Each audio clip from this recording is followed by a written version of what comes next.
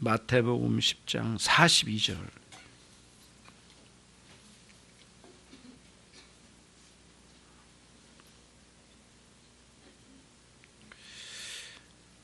같이 한번 읽겠습니다. 42절 같이 읽습니다. 시작. 또 누구든지 제자의 이름으로 이 소자 중에 하나에게 냉수 한 그릇이라도 주는 자, 내가 진실로 너희에게 이르노니 그 사람이 결단코 상을 잃지 아니하리라 하시니라. 아멘.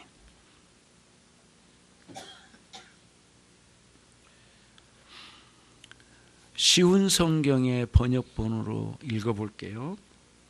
제자의 이름으로 보잘것없는 사람에게 냉수 한 잔이라도 주는 사람은 반드시 하늘나라에서 상을 받을 것이다.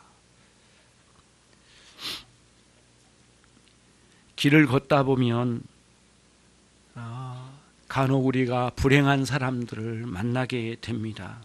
남루한 옷차림으로 길거리를 배회하는 사람, 걷는 사람들에게 혐오감을 느끼게 한 사람, 후미진 곳에 쭈그리 앉아 있거나 길바닥에 머리가 닿도록 조아려 앉아서 구걸하는 사람을 만날 때 우리가 그런 사람들을 보면 우리의 마음에 일말의 동정심이 느껴집니다. 사람이면 누구나 마음에 와닿는 감정을 이와 같이 느끼게 되죠. 그리고 우리도 모르게, 자신도 모르게 때로는 손을 내밀어 뭔가 표를 나타내고도 싶고 용기가 없어서 어정쩡하게 지나간 때도 있었던 것 같습니다. 사람의 심령에 이 동정심이라는 감정은 긍휼이 풍성하신 하나님께서 남겨놓으신 가장 아름다운 감정 중에 하나가 아닐 수가 없습니다. 창조주 하나님께서 그렇게 우리를 만드셨기 때문에 창조주 하나님으로부터 조금만 멀어지면 동정심은 사라지고 정죄하는 마음이 늘 앞서기 시작합니다. 주님께서 말씀하셨습니다. 오늘 말씀처럼 누구든지 제자의 이름으로 이 소자 중에 하나에게 냉수 한 그릇이라도 주는 자는 내가 진실로 너희에게 이르노니 그 사람이 결단코 상을 잃지 않게 되리라. 이 말씀만 해주심으로 물 한 그릇을 줄 수 있는 긍휼의 마음을 창조주 하나님께서 여러분의 마음 가운데 주셨다는 사실을 잊지 말아야 되겠습니다. 구주로 오신 우리 주님의 심정 속에 어떤 마음이 있으실까요? 우리는 상상할 수 없는 십자가에 매달려 죽으심으로 인류를 구원하시려고 하는 위대한 사랑을 준비하시는 그 심령 속에, 아니 하찮아 보이는 물 한 그릇 대접하는 것을 그렇게 소중하게 여기라고 말씀하시니 조금은 당황스럽습니다.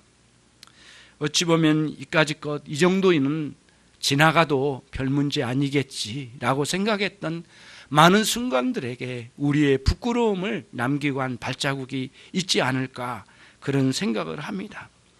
가장 위대한 사랑, 십자가의 사랑을 준비하신 주님의 마음, 그 열정 속에 물 한 그릇 대접하는 그 사랑을 가지고 살라고 말씀하시고 그게 얼마나 소중한 일인지를 말씀해 주신 주님의 마음을 좀처럼 다 이해하기가 쉽지 않습니다. 저와 여러분은 때때로 이러한 동정심을 가지고 있죠. 그러나 하지만 우리에게는 따지지도 않고 무턱대고 동정하기보다는 냉정하게 생각해야 할 때도 있습니다. 왜냐하면 아무리 불쌍하고 불행해 보일지라도 전부 다 동정해 줄 사람은 아니니까요. 단순히 눈앞에 보이는 현실로만 동정할 수 없는 경우가, 그것으로만 봐서는 없는 경우가 있습니다. 그런 사람들의 불행은 자신이 저지른 범죄로 인해서 타인에게 많은 해를 입힌 사람들이 자신도 당하는 불행 가운데 있는 사람들이죠. 동정은커녕 공의로운 마음으로 벌을 내려야 되지 않을까라는 생각을 갖습니다. 그러니까 우리의 동정심은 사라지고 정의감이 이거를 다 갉아먹고 정의감이 앞서버려 가지고 그 사람들을 정죄하기 시작하지요. 그런 경우가 우리의 태반입니다. 그래서 우리는 기독교인이 되고 하나님의 말씀을 알고 예수님을 알았던 사람들 속에는 동정심보다는 정의감이 굉장히 많이 앞서고, 특히 목회자라고 하는 이 김 목사도 그렇고 정말 뭔가 하나님 좀 더 안다고 하는 사람들 마음속에는 정의에 대해서 많이 말하지만 동정심, 긍휼을 나타내는 데는 매우 소홀한 경우가 참으로 많습니다. 동정심 대신 정의감에 불타는 오늘날의 기독교인들은 참으로 회개해야 될 때가 아닌가, 그런 생각을 감히 하게 됩니다. 이와 같이 오늘날 저희들이 무엇이 옳은가, 무엇이 잘못되었는가 라고 하는 구별하다가 세월을 다 보내고 긍휼을 나타내야 될 사람들에게 그 사랑을 나타내지 못한 가운데 살아가고 있는 중에, 그때에 우리 주님께서 이리 말씀하셨습니다. 오직 너희 원수를 사랑하고 선대하라. 아무것도 받을 요량을 하지 말고 빌려주어라. 그리하면 너희의 상이 클 것이다. 너희 원수를 사랑하고 돌려받을 걸 생각하지 말고 빌려주어라. 이 말씀에 도대체 우리의 이 좁절한 마음으로는 감당하기 어려운 말씀인 것 같습니다. 원수를 사랑하는 말은 가장 많이 들었지만 가장 외면하는 말씀이 아닐까, 그런 생각을 해보게 되는 것입니다. 출애굽기의 말씀 속에는 네가 만일 원수의 길 잃은 소나 나귀를 만나거든 반드시 그 사람에게로 돌려보낼지니라 말씀하시고, 원수의 나귀에서 짐이 떨어지고 원수의 나귀가 무너져서 넘어지면 그를 일으켜 세워주고 짐을 세워줘라. 그 표현이 이 출애굽기 23장 5절에 또 이어서 나옵니다. 참으로 우리들이 이 시대를 살아가며 기독교의 빛을 잃었다. 그리고 교회마다 상처를 많이 줍니다. 교회의 존재의 목적은 어디로 사라져버리고 이제는 교회가 세상을 향하여 가슴을 휘어 파는 그런 역할을 하는 상황이 된 것처럼 참으로 안타까운 시대를 지나고 있습니다.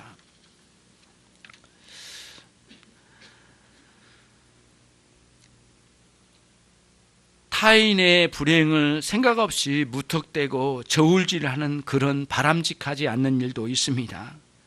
타인을 자신보다 낮춰서 단정해버리고 생각하는 것도 옳지 않습니다. 아무리 자신보다 못나고 못 배웠고 가진 것이 없는 사람일지라도 우리가 그 사람보다 더 잘났다고 생각하는 그 순간 우리는 이미 진정한 의미의 동정심은 사라지고 말았을 것입니다. 결국에는 경솔한 동정심 하나 가지고 상대를 멸시하는 결과에 치닫게 될 것입니다. 다른 사람들의 사정을 알아주고 그 불행을 자신의 일처럼 안타까워하며 진실하게 그 사람을 자기 마음에 담아내면서 사랑할 수 있는 사람이 몇이나 될까요? 생각해 보니 앞에 서 있는 김 목사도 도대체 이 사랑에서는 멀리 떠나 있었던 삶을 살아온 것 같았습니다. 한 5년 동안 개혁주의를 연구하고 또 교회 가운데 성도들에게 개혁주의를 많이 가르쳤습니다만은 사실은 저는 많은 실수를 했던 것 같습니다.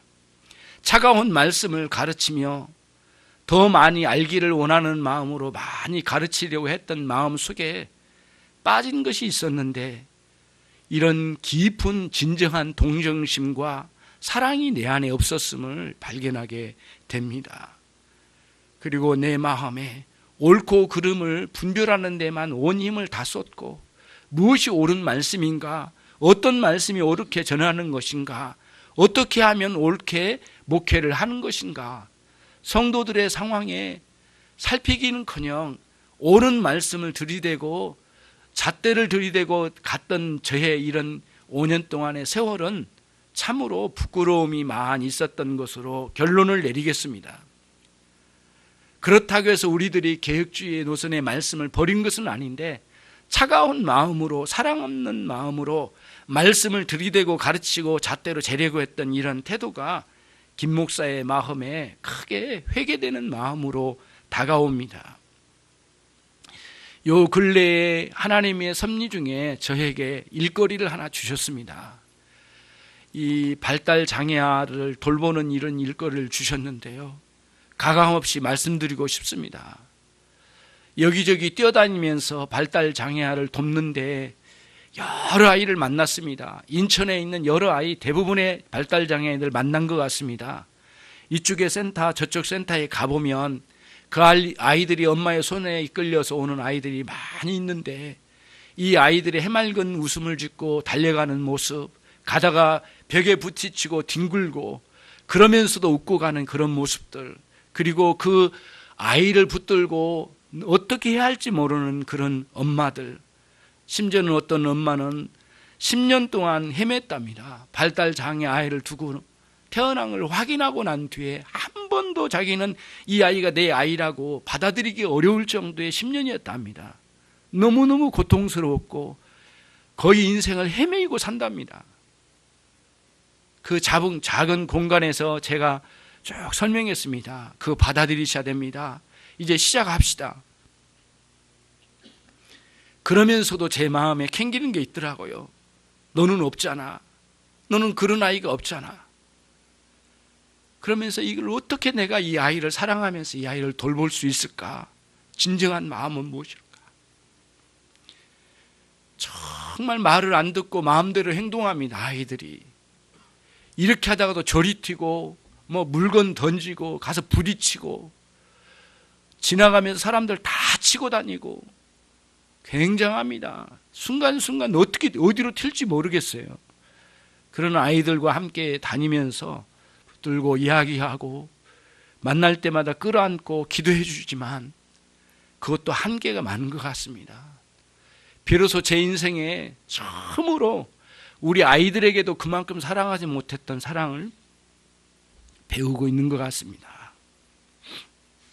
우리 집사람에게 그랬어요. 오늘은 이 아이가 이런 이야기를 했네. 내가 문자로 실수를 했거든요. 그럴 때 문자가 왔어요. 목사님, 발음 똑바로 하세요. 문자가 왔더라고, 그 아이한테.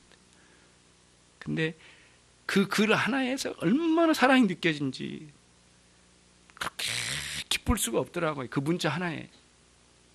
목사님, 발음 똑바로 하세요. 문자 틀린 거 가지고 이렇게 보냈는데 정말 앞뒤 문맥 없이 아이에게서 온 문자가 있습니다. 아버지 바위 굴러가요. 이렇게 해놓고 키키키키 해놓고 그 정도 보냈는데 무슨 뜻인지를 모르겠어요. 나중에 물어봤더니 게임 속에서 들리는 그 소리인데 그렇게 즐거웠던 모양이에요. 제가 물었거든요.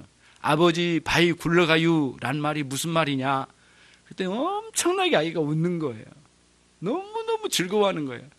그래서 같이 게임을 같이 들여다봤는데 재밌겠더라고요. 그 안에 보니까. 처음으로 어찌 보면은 사랑을 새롭게 배워가는 계기가 된 것 같아요. 그래서 주님께서는 어떻게 우리에게 사랑을 나타내셨는지 한번 살펴보려고 이 본문으로 들어가 봤습니다. 그랬더니 제 깐에는 나름대로 묵상을 해봤는데요. 찬물 한 그릇 대접하는 이 작은 섬김 하나에서 자기 몸 목숨을 다 내어오신 십자가의 죽으심의 사랑까지 양쪽을 다 붙잡는 게 기독교 신앙이로구나. 우리는 자꾸 말하기를, 저도 그랬습니다. 지금까지도 그랬어요. 십자가 사랑을 막 말하다가 그까짓 그 물 한 그릇 대접한 게 뭐가 대수라고 라고 하는 생각에 완전히 망각을 한 것 같아요. 주님의 마음을 거의 제대로 알지 못한 가운데 십자가 사랑 큰 사랑을 띄워놓고 그 큰 사랑의 에드벌론 띄워놓고요. 나는 위대한 기독교인의 한 사람, 이 정도로 자랑스러워하는 내 모습이 얼마나 못나게 보이는지요. 물 한 그릇 제대로 대접한 적이 있었는가? 그 어린아이 하나를 향하여 내가 진정한 사랑을 나타낼 수 있을까? 어제는요, 여기 가 있는데 이 아이가 없고 여기 가 있는 이 아이가 없어요. 이 아이를 잃어버렸어요. 너무 당황스럽고 참 힘든 상황인데 춥기도 하고, 아이가 잃어버리면 집 앞에서 2시간, 3시간도 앉아 있습니다. 이렇게 추워도요. 그런 아이들을 향한 이런 사랑을 배워가고 훈련하는 과정이 아닐까 생각하면서 두 가지가 겹쳤습니다. 교회에 찾아온 영혼들을 향한 내가 사랑이었는가? 사랑이 아니고 진리의 잣대를 들이대고 정죄하고 있진 않았는가?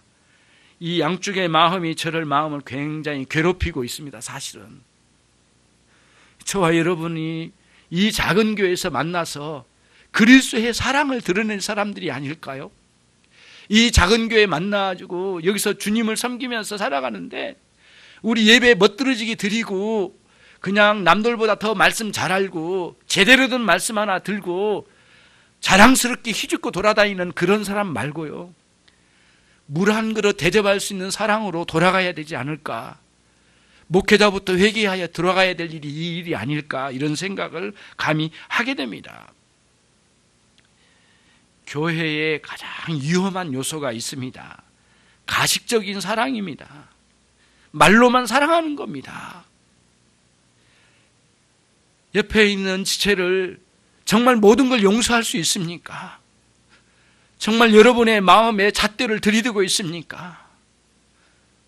이 김 목사와 함께 마음을 새롭게 하여 회개해야 될 그 자리로 돌아가는 게 여러분의 사명입니다. 정말 개혁주의라고 말해놓고는 진정한 개혁주의가 아닌 그리스도의 사랑이 상실된 그런 말씀 전함이 목회자의 큰 누였다면 이제는 이 부분이 회개되어지고 바뀌어져야 될 그런 시기라고 생각됩니다. 온 교회의 진정한 그리스도의 사랑이 꽃피기를 원합니다. 여러분 마음에 용서 못할 사람들이 어디 있습니까? 원수까지도 용서하라고 하신 주님의 말씀에 가식적인 사랑은 결국에는 자신의 양심을 오염시키고야 말 겁니다. 값싼 동정심으로 대하려고 하지 맙시다. 진정한 마음으로 뜨거운 사랑의 열정으로 사랑은 사람들을 가볍게 보거나 취급하지 않는 그리고 열심으로 진정한 마음으로 사랑하려고 하는 노력하는 사람 속에는 아름다운 마음과 정신이 살아있게 될 것입니다. 여러분 오늘부터 새롭게 되기를 간절히 소원한 마음으로 이 본문을 준비하고 말씀을 여러분께 전하고자 왔습니다. 모든 사람들 나와 대등한 인격체로 대해주면서 아름다운 동정심과 긍휼의 마음으로 제 아무리 잘못했더라도 이거를 나타낼 수 있는 저와 여러분 모두가 되기를 간절히 소원합니다. 신앙생활 잘한다고 하는 분들이 위험성이 다음과 같은 겁니다. 정의감에 도취되어서 자신 안에 있는 긍휼의 마음이 사그라들어 버린 것이죠.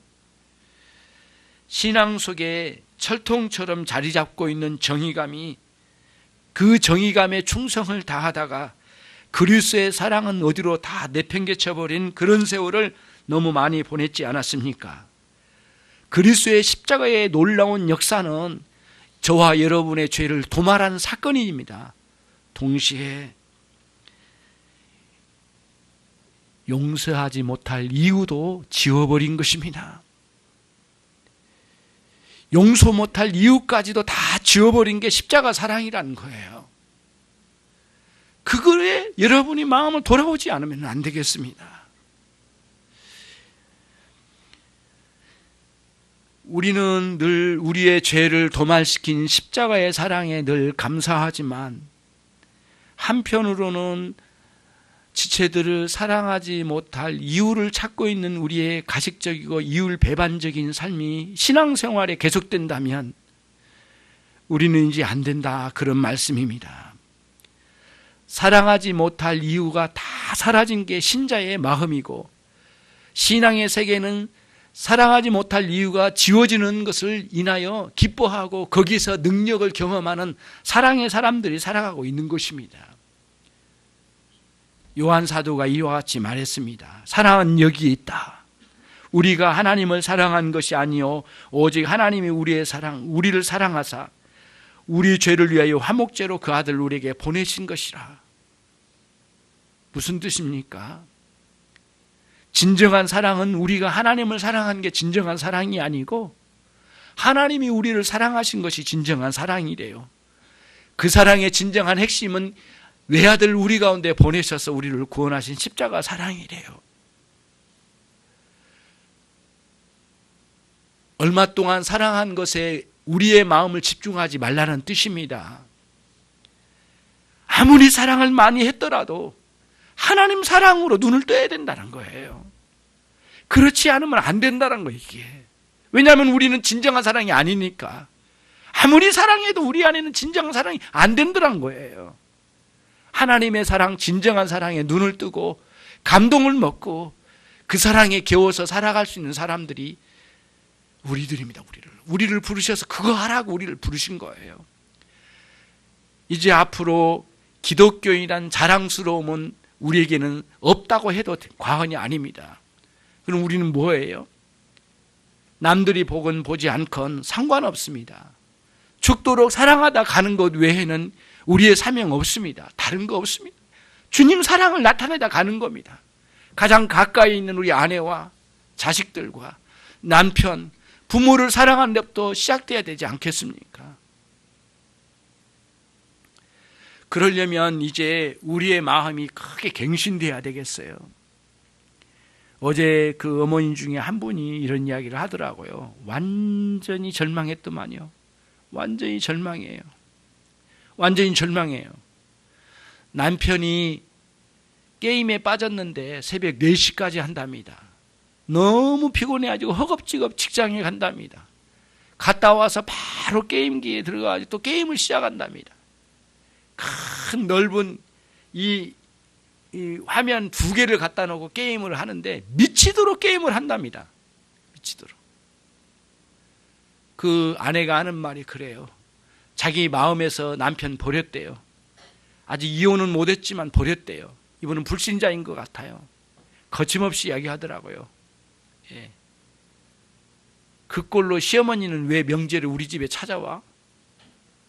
대접받을 짓을 해야 대접을 해드리지. 막 나오는 거예요.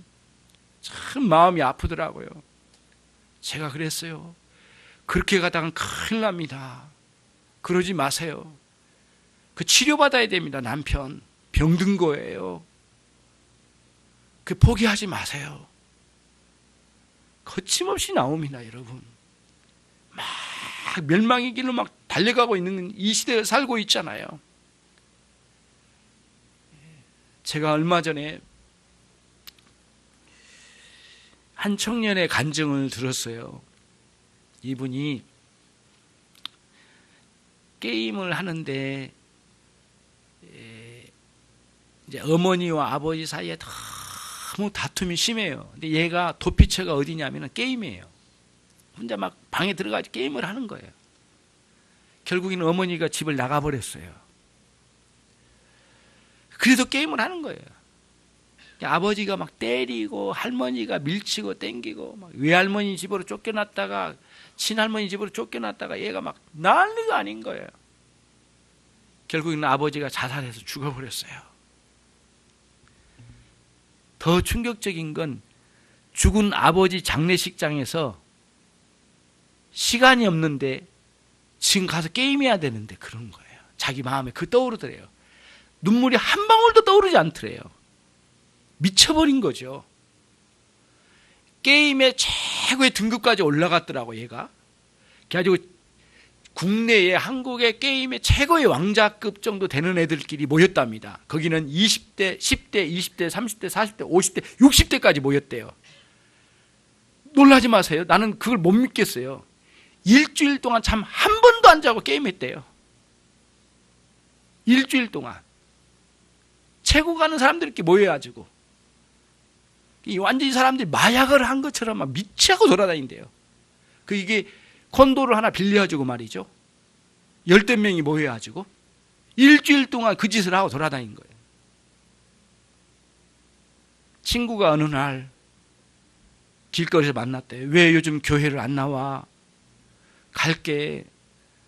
또 그 중고등부 선생님이 불렀대요. 얘야 왜 요즘 교회를 안 나오니? 나와라.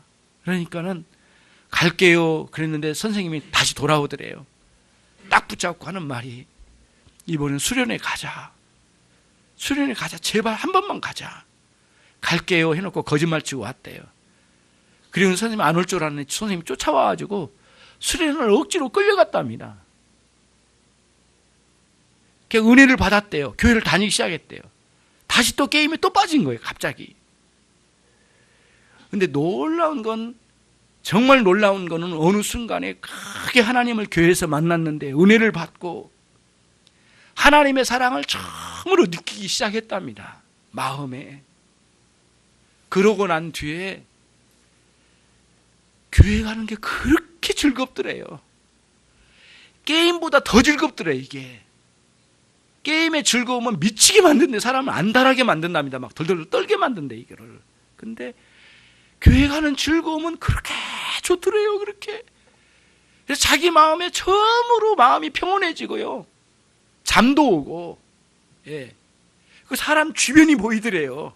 할머니도 보이고 이제 사람들이 보이는 거예요. 이제는 어느 정도냐면은 이 게임을 말리는 할머니에게 칼을 들고 할 정도였다니까. 얼마나 얘가 완전히 망해버린 거죠. 이게 완전히 무너진 거죠. 이 아이가 정말 놀랍게 회심하라고요. 이 사람이 회개에 돌아왔어요. 그런 하나님은 그렇게 사랑스러우시대요. 나를 위해 죽으신 주님이 그렇게 고마울 수가 없고 감사하고, 나같이 가치 없는 인간을 위하여 희생하신 주님이 그렇게 고맙더래요. 그러면서 그토록 빠져있는 게임이 역겹게 느껴지더랍니다. 자기가 자신을 보고도 깜짝 놀란 거예요.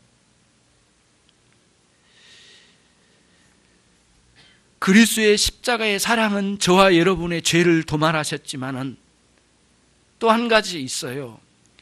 여러분 안에 누구를 향한 것이든 사랑하지 못할 그 이유까지도 다 지워가고 있는 거예요. 지금도 여전히 사랑하지 못할 이유를 찾아낸다면 여러분은 이미 끝난 거 안 되는 거예요. 그렇게 가서는 갈 수가 없는 길이에요. 그건 기독교의 길이 아니에요. 주님이 가신 길이 아니란 말이에요. 주님 부르신 길이 아니란 말이에요.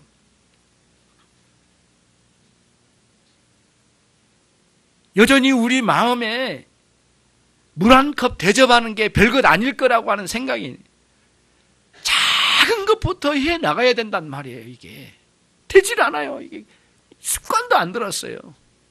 가장 가까이 있는 아내에게, 남편에게, 자식에게 베풀어야 될 이 사랑은 어디로 다 사라지고 말이죠. 예. 나는 엄마니까, 나는 아빠니까, 나는 자식이니까.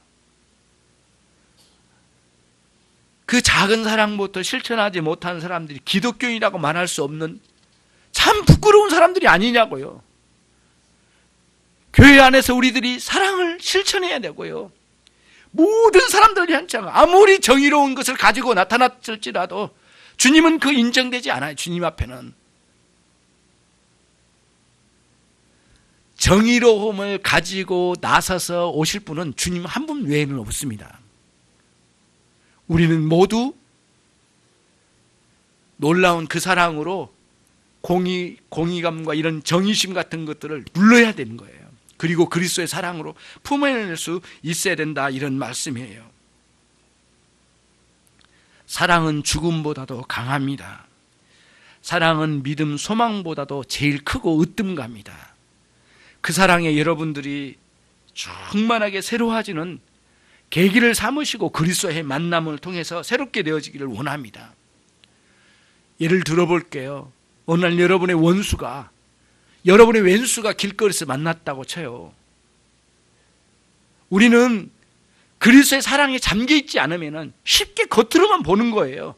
저 인간 또 만났어. 예. 보겠죠. 그리스도의 사랑이 없을 때는, 사라질 때는, 약화될 때는 자꾸 겉으로만 보여요. 사람이 지금도 그러거든요. 그냥 와서 있는 그대로만 보여요. 이 사람 이전에 가지고 있는 미움의 감정으로만 딱 대하는 거예요.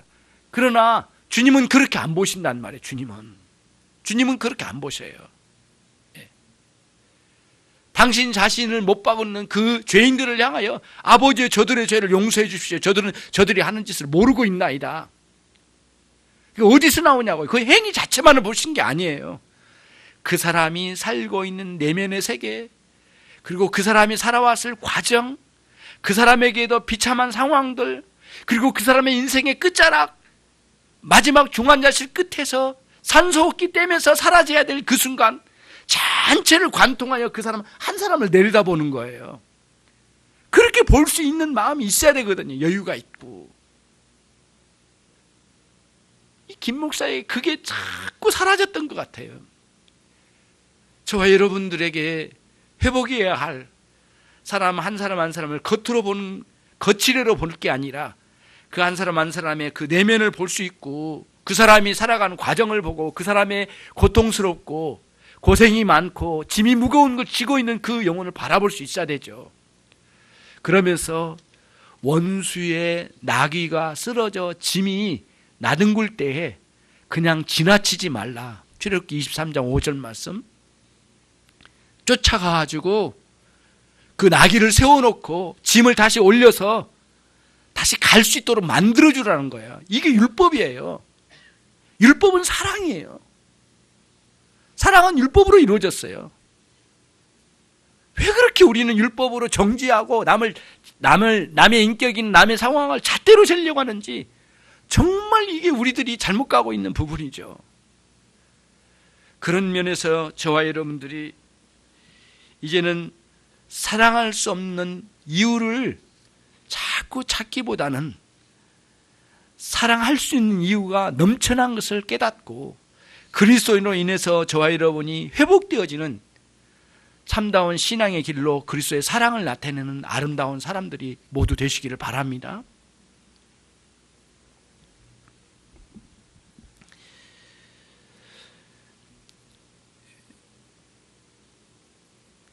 부끄러운 고백이지만 그 일련의 많은 상황들을 경험하고 또 그 아이를 만나고 또 거기에서 그 발달장애아들과 대화하면서, 그리고 그 아이를 데리고 온 부모님들과 주변에 있는 선생님들과 이렇게 만나면서 대화하는 과정에서 많은 그림을 얻었어요. 어떻게 해야 되는가. 그리고 그걸 그대로 교회로 옮겨봤거든요. 교회에 찾아온 영혼 하나하나를, 한 분 한 분을 내가 어떻게 사랑을 대할 수 있을까? 준비되지 않는 목회자의 마음에 무슨 사랑이 나오겠는가? 굉장히 고뇌하고, 놀라운 거는 이번에 이제 상황 교회적으로 많은 상황들이 있었거든요. 이런 상황들과 같이 맞물리면서 이 아이를 만나기도 하고요. 예, 그리고 또 놀라운 거는 이번에 또 다른 친구 하나를 만났어요. 이분을 만난 거는 또 저는 하나님께 기도했어요. 하나님, 이 친구를 만난 거는 무슨 뜻일까요? 그 친구하고 제가 이제 제 생활을 다 오픈을 했습니다. 제 생활을 낱낱이 오픈을 했어요. 그랬는데 그 친구가 저에게 이제 해주는 게 뭐냐면은 컨설팅을 해주는 거예요. 저의 시간 관리, 운동, 체력, 독서, 그 다음에 성도들을 섬기는 일, 그 다음에 그 아이 섬기는 일, 그래서 모든 일주일치를 빡빡하게 일정을 짜고 거기에 맞춰서 훈련을 시키는 거예요. 너무 막 그렇게 하죠. 그렇게 되면 좋은 사람 될 거다. 그게 아니에요. 이렇게 정확하게 짜가지고 훈련시켜서 정말 목회자가 정말 이렇게 준비되어지고 영혼을 대할 수 있는 마음이 갖춰지고, 이걸 갖췄는데 그 친구가 하는 말이 그래요. 성도들의 마음을 목사님은 얼마나 압니까? 그거를 막 물어보더라고요. 대답을 솔직히 못했습니다. 성도들의 마음 다 대답을 못했어요. 쩔쩔맸어요, 솔직히. 처음에는 어떻게 해야 될지 모르겠더라고요. 근데 그 친구가 하는 말이, 요즘 성도들이 이렇습니다. 목사님, 보세요. 교회 성도들 너무 힘들어요. 목사님 알긴 아세요? 다 떠나려고 해요. 근데 교회를 떠났지 신앙이 떠난 건 아니잖아요, 목사님. 제 마음이 너무 아팠어요. 너무 교회 안에 많이 방황한 사람이 많은데 어떻게 하려고 하십니까? 그 형제의 말하는데 너무 목이 메이더라고요. 저의 이 목회자의 이 가슴을 확 찌르는 강한 어떤 질문이었어요. 자기가 다니는 교회에 너무 많은 사람들이 떠나면서 그러더니 왜 가냐고 그러면은 나는 예수님 안 떠나, 나 교회 떠나지. 교회 너무너무 실망이 많아. 너무 힘들어. 교회 갈수록 힘들대요. 이런 상황을 그러면서 저한테 이야기한 거예요. 목사님 지금 뭐 하십니까? 라고 그러더라고요. 굉장히 충격이었어요. 그러면서 지금 몇 가지 일련의 많은 상황들과 전체 모아진 게 지금 저에게는 굉장한 상황으로 다가와요. 그래서 본질부터 회복시켜 나가는 게 참 중요한 문제로구나 생각을 하고 이 친구와 지금 매주 만나기로 했습니다. 저에게 숙제도 냈어요. 예. 독서 프로그램도 짜고 같이 해가지고 이거를 아주 강하게 끌고 갈 모양이에요. 좀 자신이 없고 지금 조금 떨리긴 한데 어떻게 하겠습니까? 그러면서 성도들의 마음을 알 수 있는 길을 만들어낸다면 친구와 함께 가려고 합니다. 그리고 생각하려고 합니다. 그리고 이 시대의 교회는 어때야 되는가? 그리고 지금 방황하는 성도들의 마음을 눈꼽만치는 알고 있는가 우리들이. 오늘 이제 목회자들 모임이 오늘 있거든요. 좀 고백을 하고 싶어요. 같이 이야기를 좀 나누고 싶어요. 많은 부분에 제가 이 부분에 부끄러움이 참 많아가지고 정말 회개하는 마음으로 우리 어린이 학생들과 함께 예배하고자 오늘 모이기로 했습니다. 같이. 원래는 옆에서 이제 예배 드리는데 우리 인천 열린교회가 여러분에게 요구하지 않겠습니다. 우선은 저 자신이 변해야 되겠다라고 하는 거고요. 감히 여러분에게 부끄럽지만은 기도를 부탁드릴게요.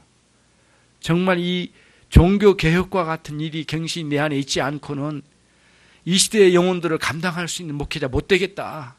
자격도 없다. 이거는 능력도 없고 그런 면에서 오늘 소자 하나에게 물 한 컵 대접하는 것 그것을 잊지 아니하시겠다고 하는 소중하게 여기신 주님의 마음을 되돌아보고 그리스도의 십자가의 그 위대한 사랑을 양쪽을 다 붙잡고 놓지 않는 이런 목회자의 이런 원래의 정신을 회복하여 영혼을 섬길 수 있는 기회가 새롭게 열려지기를 여러분들 위해서 많이 기도를 부탁드립니다. 기도하겠습니다.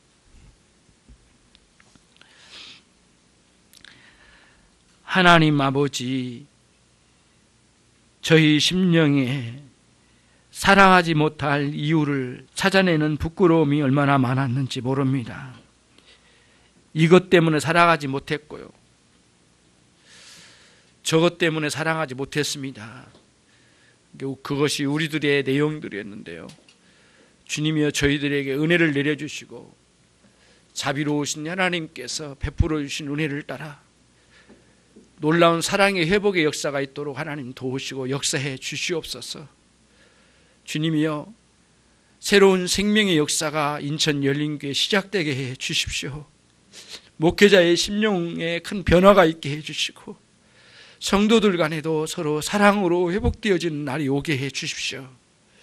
지금보다도 더 주님을 사랑하는 교회로 놀라운 하나님 발전이 있는 교회가 되게 해 주시기를 원합니다. 예수 그리스도의 이름으로 기도 올리옵나이다. 아멘. 자리에서 모두 일어나셔서